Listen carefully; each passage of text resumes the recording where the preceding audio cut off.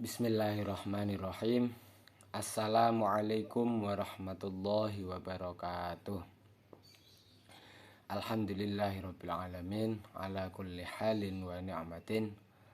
Allahumma shalli ala sayyidina Muhammadin al-Fatih lima ughliq wal khatimi lima sabaq nasiril haqqi bil haqqi wal hadi ila siratikal mustaqim wa ala alihi haqqa qadrihi wa miqdarihi al-azim. Teman-teman, sahabat-sahabat semua yang semoga senantiasa dirahmati oleh Allah Subhanahu wa taala. Pada kesempatan kali ini saya akan menyampaikan sedikit pemahaman mengenai salah satu hujjah dalam syariat Islam, yakni qiyas. Yang pertama, apa itu qiyas? Qiyas adalah menyamakan hukum suatu kejadian yang belum ada ketentuan hukumnya dengan kejadian lain yang sudah ada ketentuan hukumnya karena ada kesamaan ilat. Jadi qiyas itu mencari suatu hukum dari sebuah peristiwa yang belum ada ketentuan hukumnya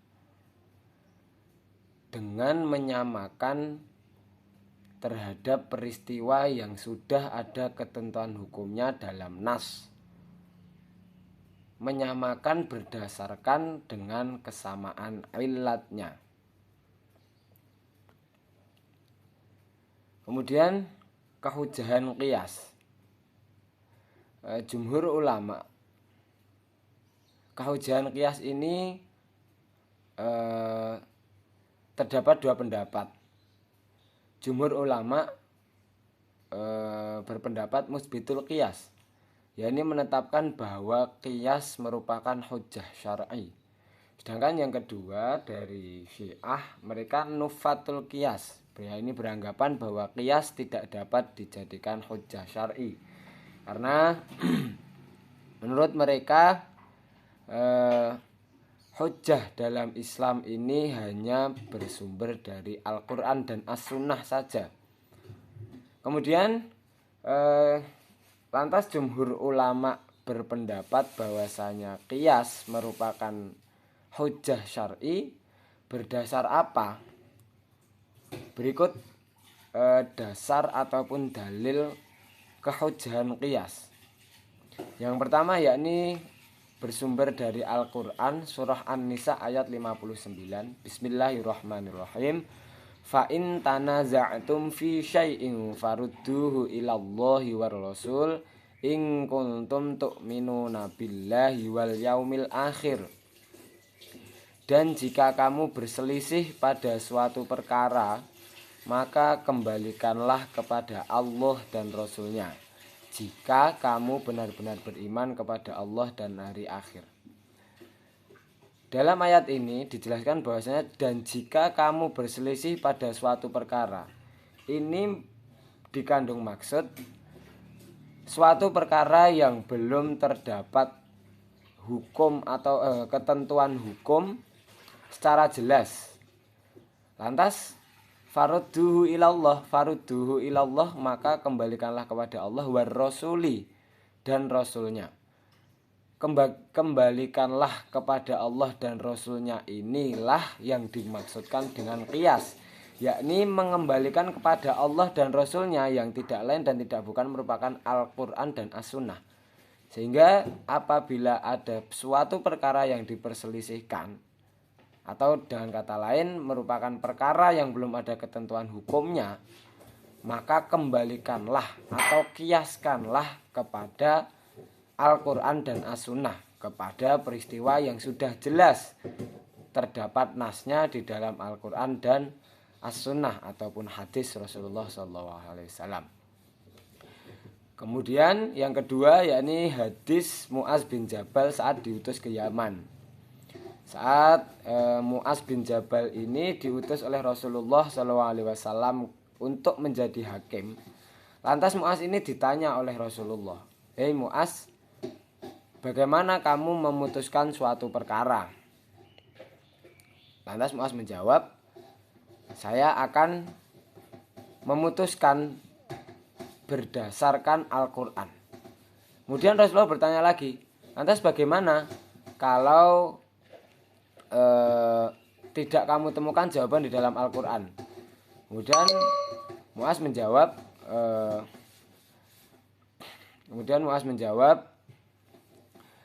saya akan mencarinya di dalam hadis, di dalam sunnah, di dalam perkataan maupun perbuatan Rasulullah. Kemudian ditanya lagi oleh Rasulullah, lantas bagaimana kalau kamu tidak menemukan jawaban di dalam keduanya? Lantas Muaz menjawab, saya akan menggunakan akal pikiran saya dan saya tidak berlebih-lebihan dalam hal tersebut. Dan saya akan mengembalikan kepada Al-Quran dan As-Sunnah. Yang tidak lain dan tidak bukan, yakni juga termasuk kias tersebut. Karena kias ini merupakan dalil akli, yakni yang menggunakan akal. Kemudian Rasulullah pun beberapa kali menggunakan kias, seperti saat memutuskan hukum orang yang mencium istri saat berpuasa. Ini Rasul kiaskan dengan berkumur-kumur saat berpuasa. Kemudian yang selanjutnya, rukun dan contoh kias. Kias ini memiliki 4 rukun. Yang pertama asal. Asal adalah suatu peristiwa atau perkara yang sudah ada ketentuan hukumnya dinas di dalam Al-Quran maupun As-Sunnah. Kemudian hukum asal. Hukum asal merupakan hukum dari peristiwa yang sudah ada di dalam Al-Quran, yang sudah dijelaskan ketentuannya di dalam Al-Quran, hukumnya apa, haram ataupun makruh ataupun mubah, yang sudah jelas di dalam Al-Quran. Kemudian fara'. Fara' ini merupakan cabang. Ini adalah perkara yang kita cari ketentuan hukumnya. Ini adalah peristiwa ataupun perkara yang belum terdapat ketentuan hukumnya. Fara' ini nanti yang akan dikiaskan dengan asal, yang nanti akan menghasilkan hukum yang sama dengan hukum asal. Kemudian ilat. Ilat adalah sifat yang menjadikan asal ini mempunyai suatu ketentuan hukum. Sebagai contoh, asalnya merupakan khomer. Hukum asal, hukumnya khomer adalah haram. Tertera di dalam surat Al-Maidah ayat 90. Ya ayyuhalladzina amanu innamal khamru wal maisiru wal ansab wal azlam rijsum min amali syaitoni fajtanibu la'allakum tuflihun. Lantas kemudian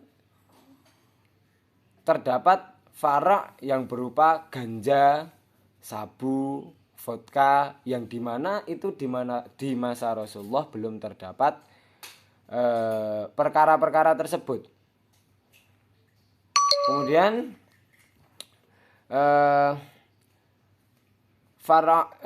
perkara-perkara tersebut dikiaskan dengan khomer. Ganja, sabu, vodka tersebut dikiaskan dengan khomer dikarenakan ada kesamaan ilat yang berupa memabukkan. Kedua perkara ini antara fara' dan asal ini mempunyai sifat yang sama, yang dimana sifat tersebut mengakibatkan asal memiliki ketentuan hukum.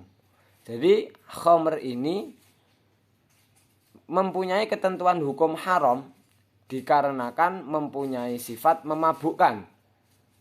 Lantas sama halnya dengan ganja, sabu, dan vodka. Ini belum ada ketentuan hukumnya, akan tetapi memiliki ilat yang sama, yakni memabukkan, sehingga dikiaskan dengan khomer dan menjadi haram. Kemudian contoh yang kedua, yakni memakan harta anak yatim.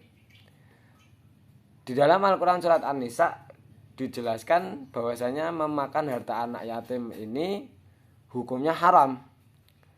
Kemudian terdapat fara', yakni membakar harta anak yatim. Lantas bagaimana hukumnya apabila membakar harta anak yatim? Karena yang tertera di dalam Al-Quran hanyalah memakan atau menggunakan harta anak yatim. Kemudian ternyata terdapat ilat yang sama, yakni sama-sama melenyapkan harta anak yatim, sama-sama membuat anak yatim ini tidak mendapat haknya. Sehingga dikiaskanlah membakar harta anak yatim dengan memakan harta anak yatim. Sehingga timbullah hukum cabang atau hukum fara' yang sama dengan hukum asal, yakni haram pula. Kemudian syarat hukum asal yang pertama merupakan hukum syara' yang ditetapkan berdasarkan nas. Jadi hukum asal ini memang sudah ada ketetapannya secara nas dan tidak ada khilaf ataupun tidak ada perbedaan di dalam hukum asal tersebut. Kemudian yang kedua merupakan hukum yang bisa ditemukan ilatnya dengan akal. Jadi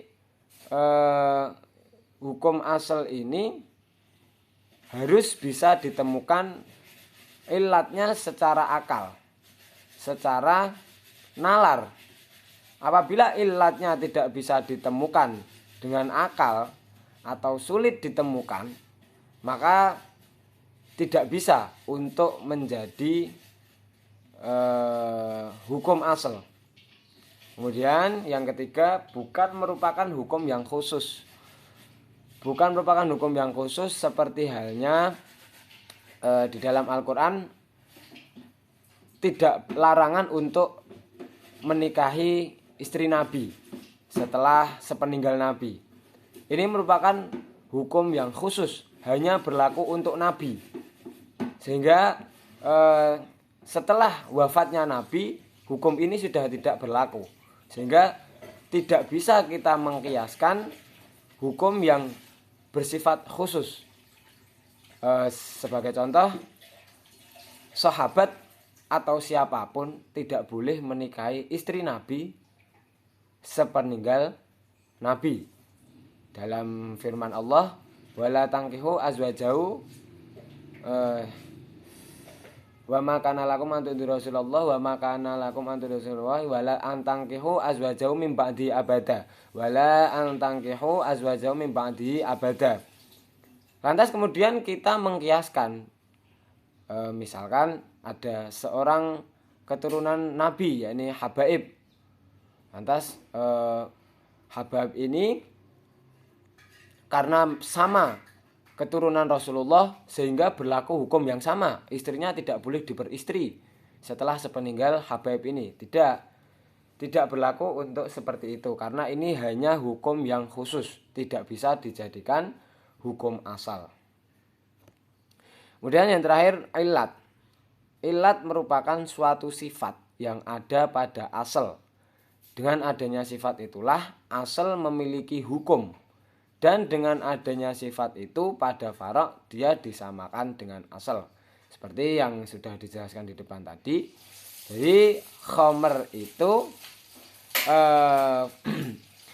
suatu sifat yang ada pada asal. Khomer memiliki sifat memabukkan, dan dengan adanya sifat itulah asal memiliki hukum. Dengan adanya memabukkan itu, khomer ini dihukumi haram. Dan dengan adanya sifat itu pada fara' dan dengan adanya memabukkan itu pada vodka, dia disamakan dengan asal, dia disamakan dengan khomer. Begitulah kurang lebih pengaplikasian dari qiyas ini. Kemudian syarat-syarat ilat. Yang pertama merupakan sifat yang dohir, jelas, nampak, sifat yang nampak. Yang kedua merupakan sifat yang mundobit, bisa diketahui batasannya. Kemudian yang ketiga merupakan sifat yang munasib. Kemudian yang keempat, bukan merupakan sifat yang hanya ada pada asal atau sama dengan yang tadi dijelaskan, bukan merupakan hampir sama dengan hukum asal yang bersifat khusus tadi. Jadi ilat ini bukan merupakan sifat yang hanya ada pada asal, karena kalau hanya terdapat pada asal maka tidak akan ditemukan kesamaan ilat, sehingga tidak bisa mengkiaskan perkara farok ini tadi kepada asal karena tidak terdapat kesamaan ilat. Saya rasa cukup sekian, kurang lebihnya saya mohon maaf. Semoga sedikit ini bisa bermanfaat untuk teman-teman semua. Wabillahi taufiq wal hidayah, waridho wal inayah. Assalamualaikum warahmatullahi wabarakatuh.